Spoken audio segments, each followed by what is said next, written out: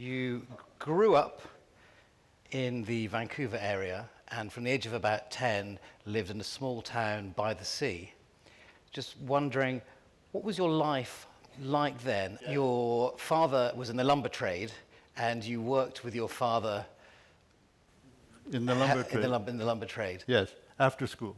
After school. On Saturdays. It was a school, public school, high school, a relatively small town in Canada, just after the war, when there was a shortage of teachers. And it was only towards the end of my time in high school that the teachers began to be, they weren't incompetent when I was young, but they were ex-soldiers who were given a job without perhaps the usual education. And it was a town, as I said before, other people.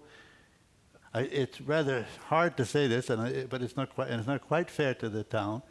But as I said, it was a resort town. There was less in resort town with extremely modest housing, with summer housing.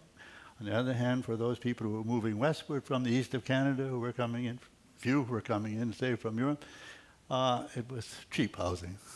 So we lived in a town in which the population was largely made up of people who, for one reason or another, needed cheap housing, or for one reason or another, were drifting westward. The school leaving age was 15, and a large number of people, after repeating grades once or twice, left school at the age of 15 and would work in the logging camp.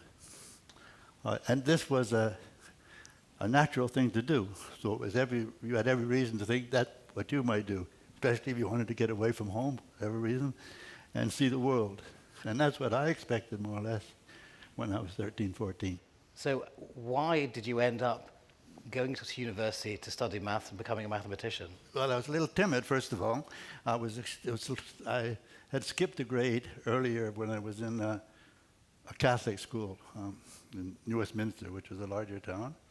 And so I was, by the time I was at school leaving age, which is 15, it's not that my mother wanted me to leave school, so she persuaded me that I only had 1 year to go. And I probably wasn't quite ready for moving across the country drifting across the country to Toronto or something like that, as I had planned. So I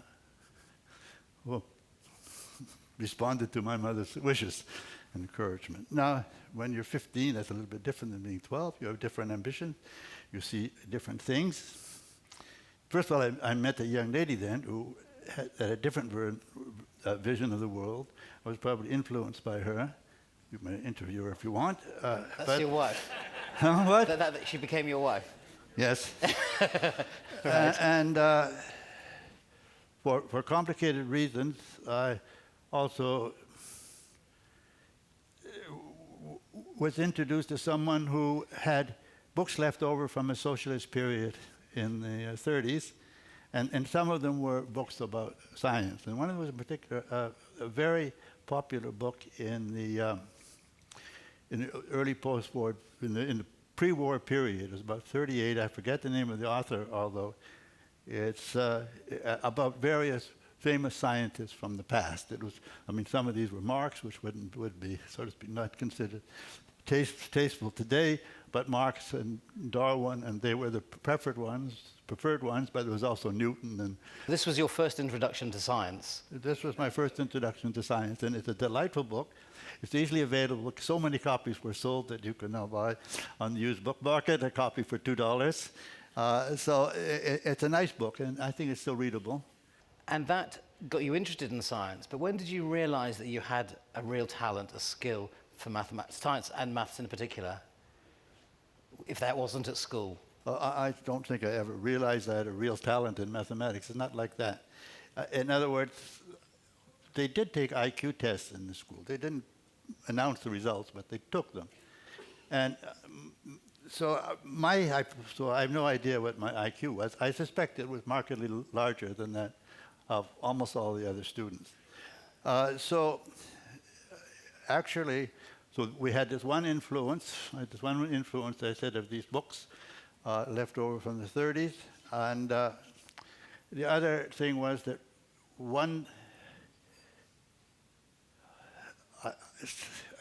I'm trying to recall something.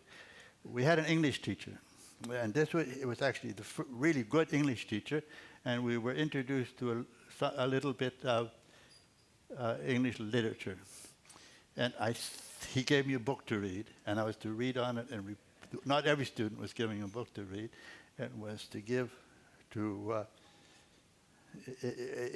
so he assigned it to one or two people.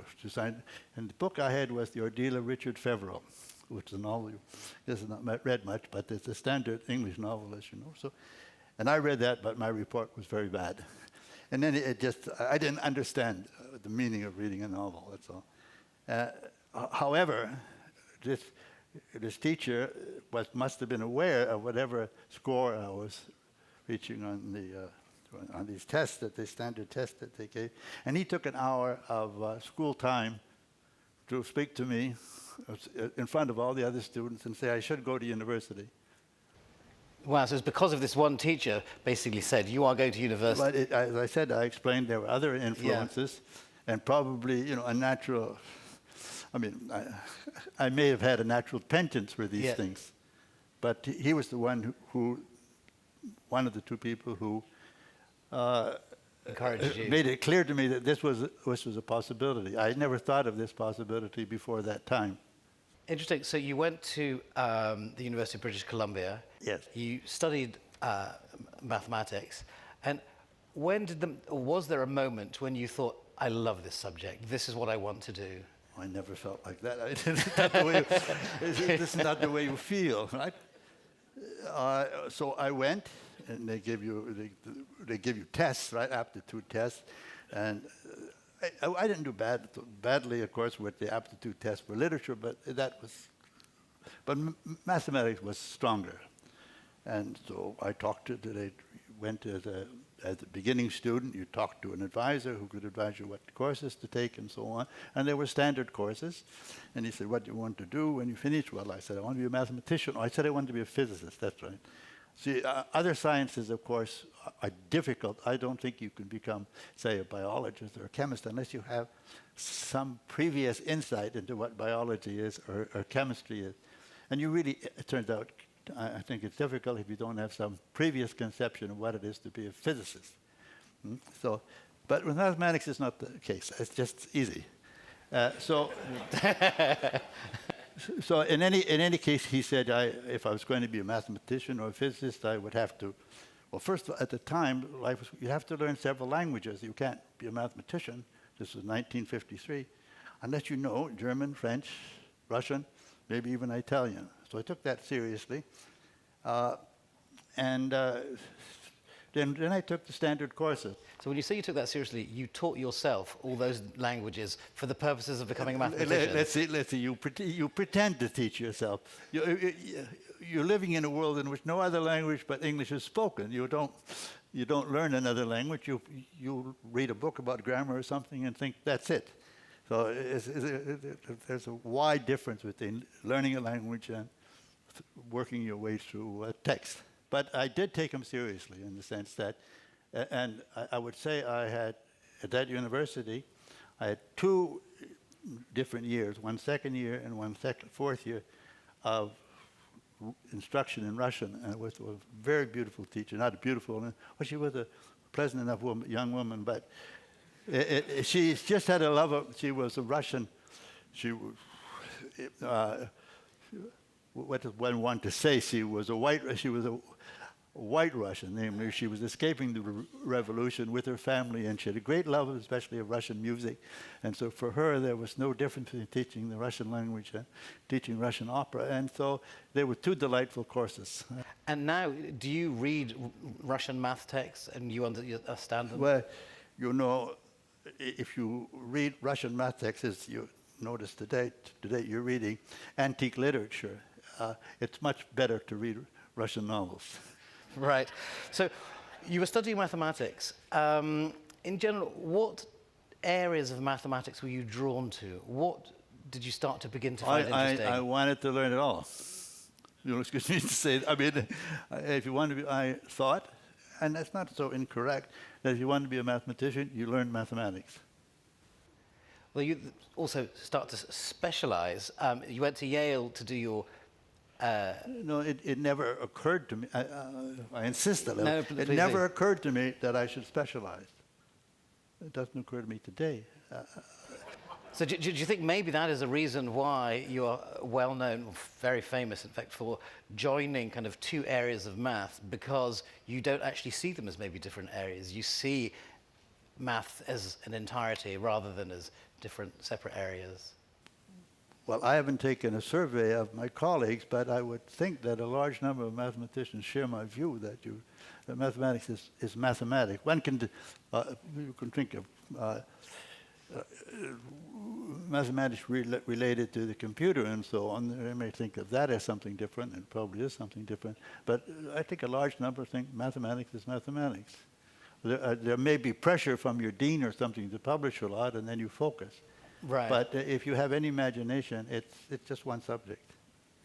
From the University of British Columbia, you went to Yale, and then you went to Princeton. And at Princeton, you started to mix with people from the Institute for Advanced Study, which is where you are now, including the Norwegian Atle Selberg, who you've once said that meeting him was your first professional contact with a really first-class mathematician, and it was an experience you'll never forget. For this Norwegian audience, I wonder if you can talk a little bit about your relationship with him and how he inspired you. Okay, first of all, certainly I met Atle Selberg relatively late in my Princeton experience. And I met him, I would say, because another mathematician, this was a mathematician of Polish-German extraction, urged Selberg to speak to me. Now, the meeting with Selberg was actually, I'll talk about this other mathematician in just a minute. Let me talk now about Selberg. It was a meeting for 1 hour, all right? And he explained to me how we proved the analytic continuation of certain functions. Okay, so he explained a specific mathematical topic to me and how he'd solve a particular problem. Now, the method that he explained to me, so it was the first, so to say, it was the first conversation which I'd had with a really excellent mathematician who explained to me what he was doing. Now, I understood him because I had read at some point, just for my own amusement, basically, a book by two American authors, that doesn't matter, but a relatively advanced book on ordinary differential equations, okay, eigenvalue problems on the half-line. And that was obviously more or less the technique that Selberg was using. So I understood Selberg because of a kind of random reading that had been done before, and in this case, not very long before. So if I hadn't been a random and a rather voracious reader beforehand, I would not have understood Selberg. In 1966, you made kind of the greatest breakthrough in what historically seen as a breakthrough, which was a way to link two different areas of mathematics, the sort of number theory with the automorphic forms.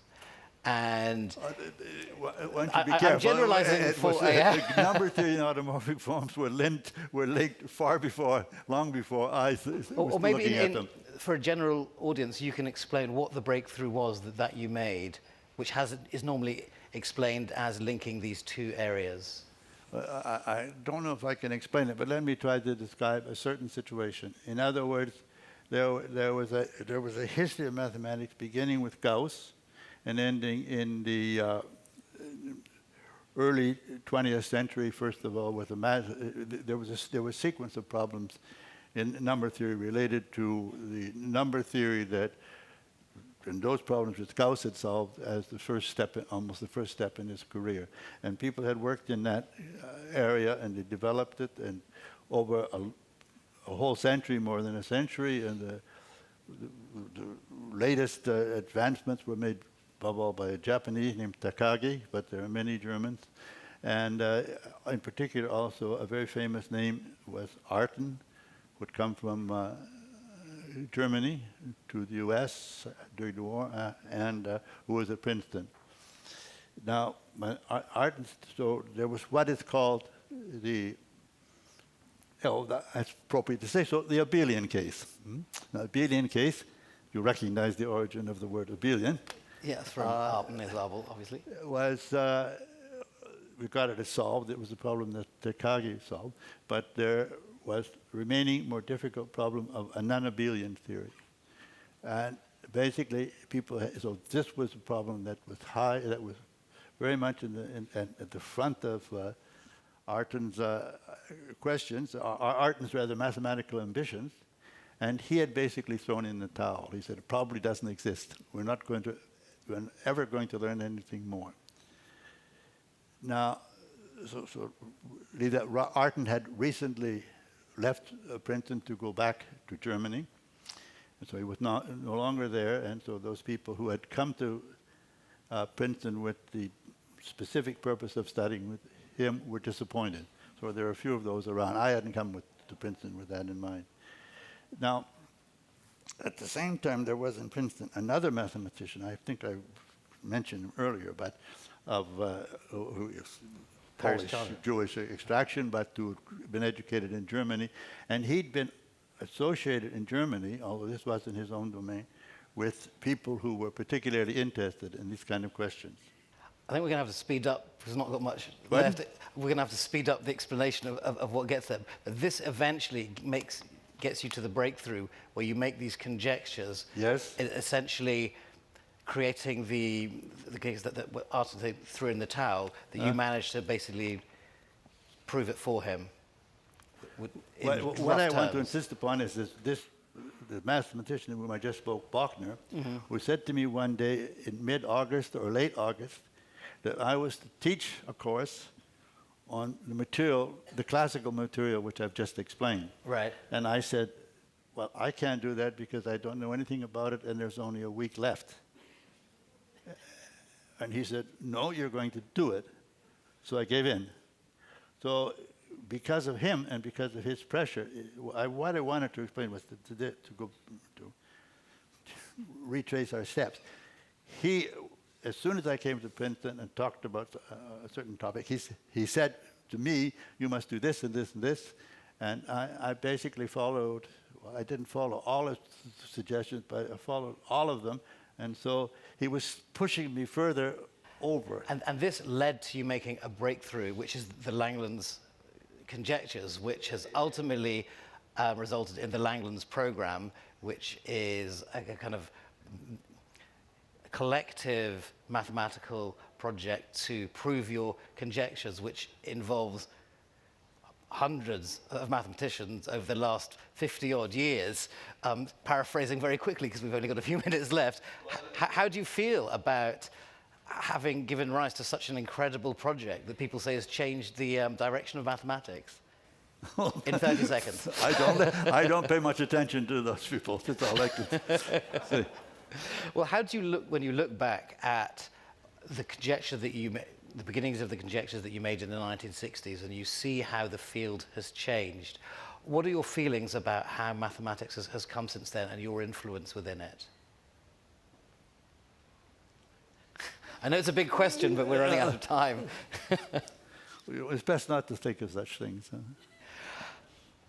These conjectures many are proved, but some are not proved. How much longer do you think the Langlands program will continue? First of all, I really don't like the phrase Langlands program, but that's another point.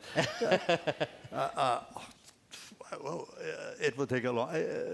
You understand this is a very technical subject. You have to go forward. You have to work in a very modest way and learn a lot of things, and then with any luck, you have one or two insights. I think one final question, because I think we're running out of time, is the area that you work in is an incredibly abstract area, even by mathematical standards. What is it like spending so much of your life in such an abstract place? Towards the end, you think it might be pleasant to contemplate other matters. One other question. The Abel Prize is also to stimulate young mathematicians into taking up mathematics. If you had a message for a young mathematician about the subject, what would it be? That's an embarrassing question, but the obvious answer is be careful whom you listen to.